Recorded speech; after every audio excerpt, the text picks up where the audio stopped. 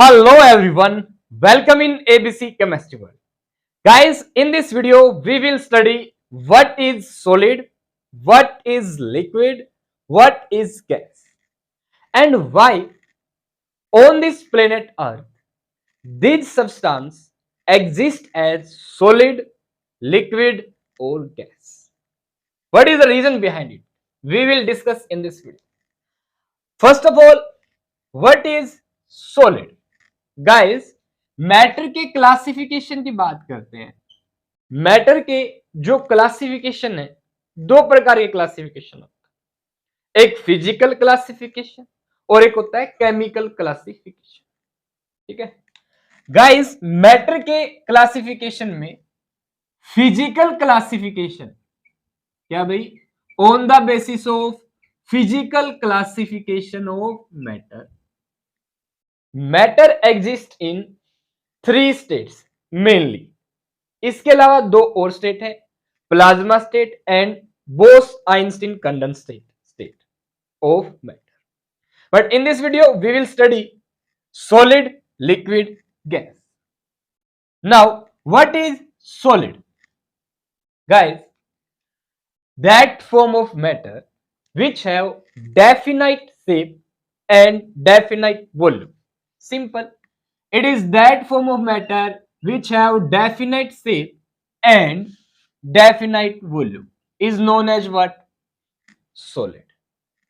It is that form of matter which have definite shape, जिसकी shape definite होती है, निश्चित shape होती है और निश्चित ही volume होता है।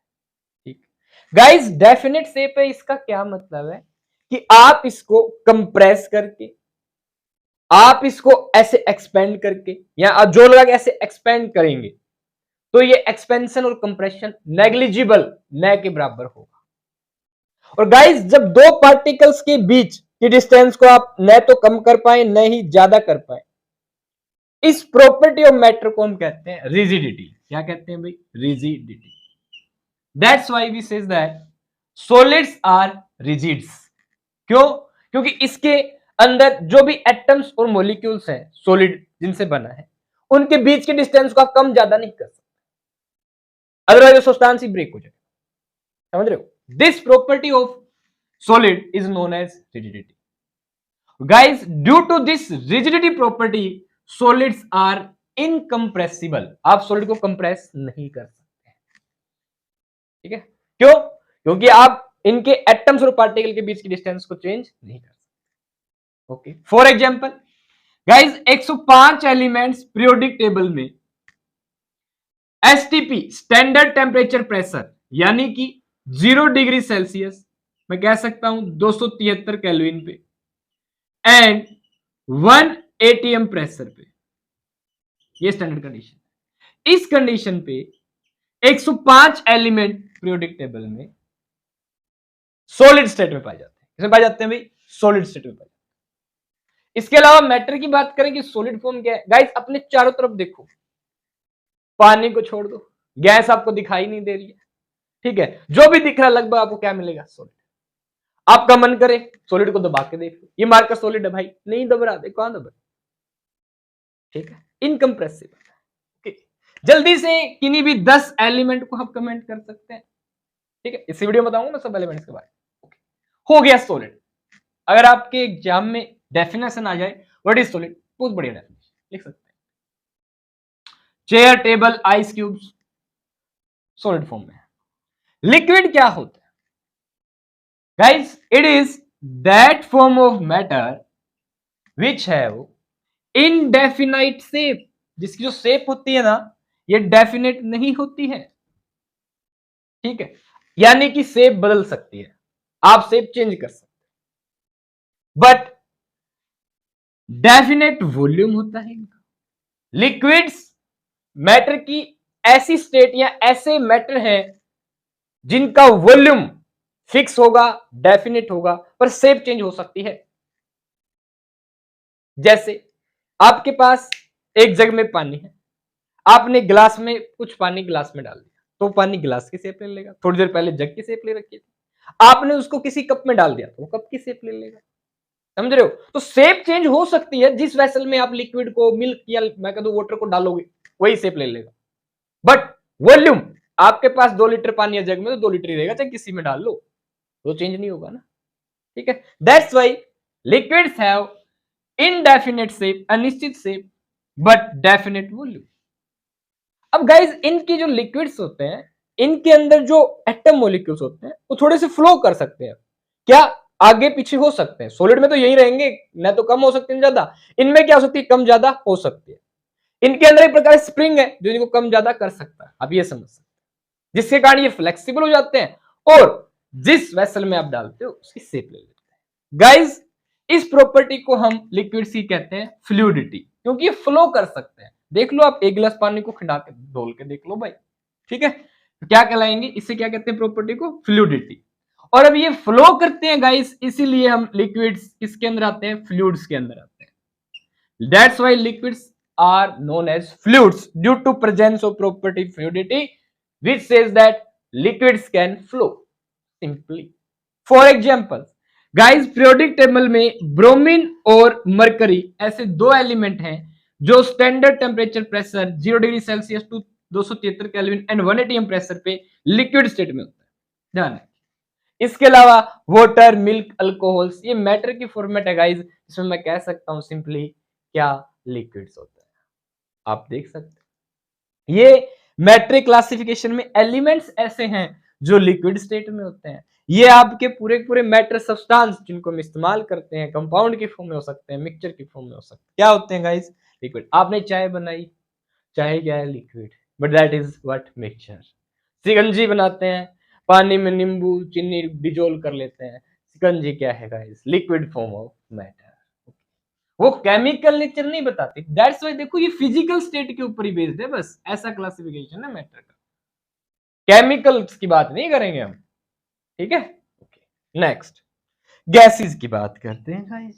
देखिए गैस को आप कंप्रेस कर सकते हो, गैस को आप एक्सपेंड कर सकते हो, इसका मतलब इनका वॉल्यूम भी चेंज हो सकता है। हाँ, और एक और क्या खास बात है, जिस वेसल में डालोगे उसी की शेप लेता है। थोड़ी सी गैस कहीं छोड़ के देखो, पूरे कमरे में गैस हो जाती है, ठीक है। कहीं पे आप स्प्रे वगैरह छिड़कते हो, देखो सेंट वगैरह परफ्यूम्स का इस्तेमाल करते हो, पूरे रूम में फैल जाएगा। तो पहले कहीं एज ए गैसियस स्टेट की फॉर्म थी जो थोड़ी सी जगह पे से एक्सपेंड कर जाती है, थोड़ा सा वॉल्यूम में होगी, जैसे वॉल्यूम मिला एक्सपेंड करने को एक्सपेंड कर, अगर हम धक्के से कंप्रेस करें तो कंप्रेस कर सकते हैं, जिस वेसल में डालेंगे ऐसी शेप प्रोवाइड कर सकते हैं, इसको गैसेज को। सिंपल शब्दों में गैसेज का न तो क्या होगा, नाइदर हैव डेफिनेट शेप न ही डेफिनेट वॉल्यूम, ऐसी फॉर्म ऑफ मैटर क्या कहलाती है, गैस, ठीक है। दिस प्रॉपर्टी की ये जो गैस होती है अगेन फ्लो कर सकती है, किसी भी शेप में ले सकती है, किसी भी शेप को ले सकती है वेसल की, जिस वेसल में डालोगे उसी की शेप ले लेगी, और एक्सपेंड कर सकती है, कंप्रेस हो सकती है, इसे हम कहते हैं फ्लूइडिटी। अगेन गाइस जो गैसेज हैं ये किस में आती हैं, फ्लूइड्स में आती है। फॉर एग्जांपल पीरियोडिक टेबल में guys helium, neon, argon, krypton, xenon, argon, hydrogen, nitrogen, oxygen, fluorine, chlorine, कुल मिला के 11 ऐसे एलिमेंट हैं जो स्टैंडर्ड टेम्परेचर प्रेशर पे गैसियस स्टेट में होते हैं। अब टोटल 118 एलिमेंट्स हैं, दो ये 11 ये, कितने हो गए 13, तो गाइस 105 एलिमेंट्स क्या है, सॉलिड। बोलिए समझ में आया, जल्दी से नाम बताओ भाई।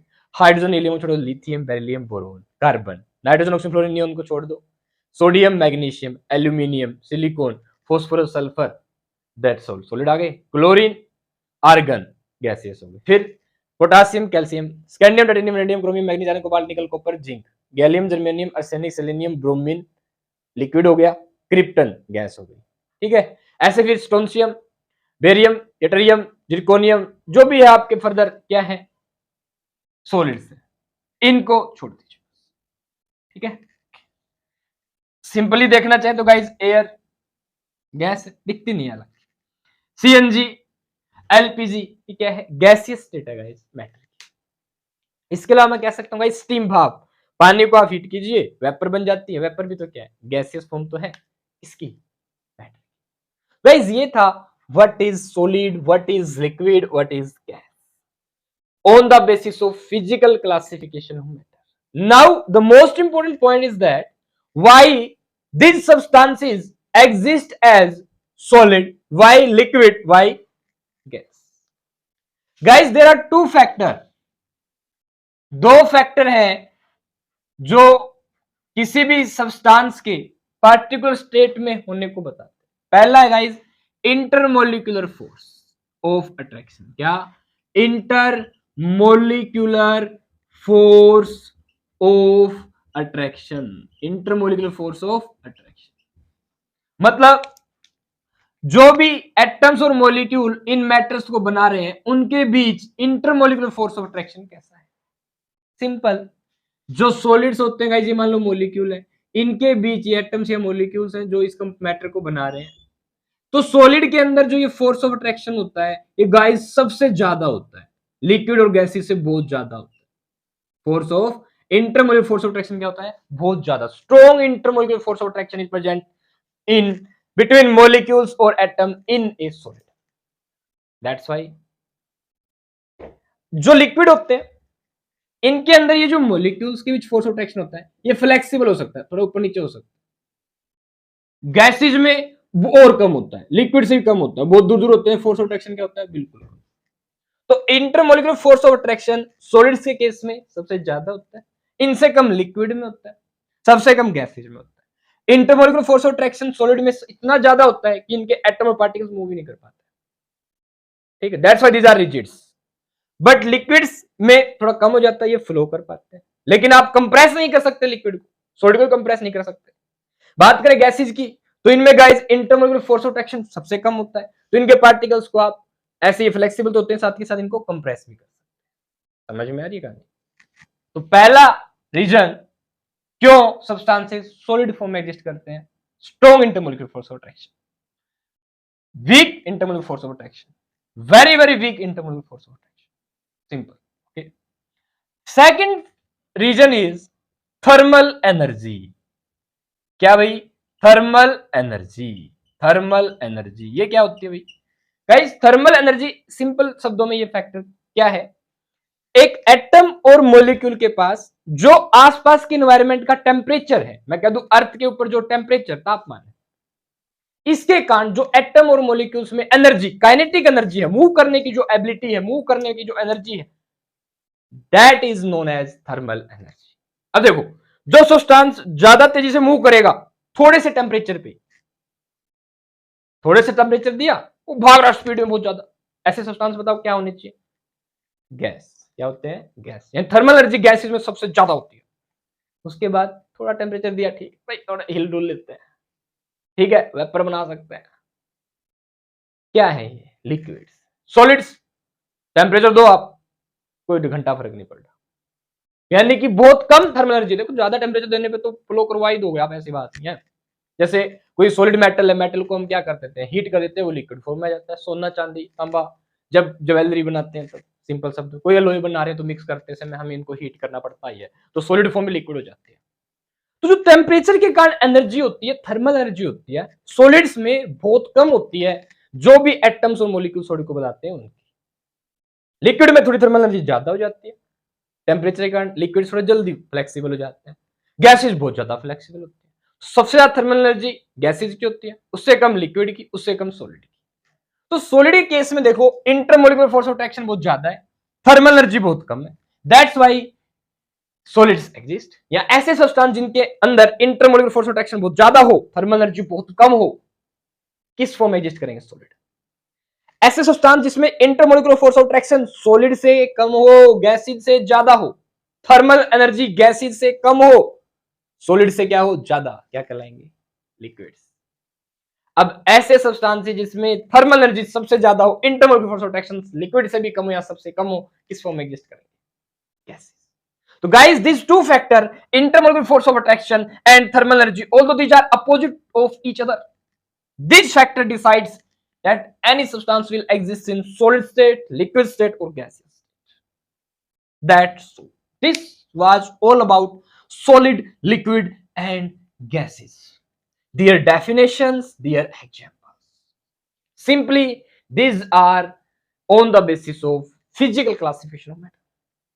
Guys, fourth form of matter is plasma state. देखिए, फायर, आग प्लाज्मा स्टेट का एग्जांपल बहुत बार नीट जेईई में क्वेश्चन पूछा गया है। लाइट दिखाई नहीं दे रही आपको, सब कुछ देख पा रहे हो, प्लाज्मा स्टेट का एग्जांपल है। ध्यान रखिएगा गाइस, 99% इस यूनिवर्स में प्लाज्मा स्टेट ही पाई जाती है सॉलिड लिक्विड गैसेस की कंपैरिजन। इसके अलावा बोस आइंस्टीन कंडेंसेट फॉर्म हमारी फिफ्थ स्टेट ऑफ मैटर, जिनको हम नेक्स्ट वीडियो में ओके। इस वीडियो में इतना ही गाइस, अच्छे से पढ़िए, किसी प्रकार की क्वेरी है आपकी आप कमेंट में पूछ सकते हैं। All the best.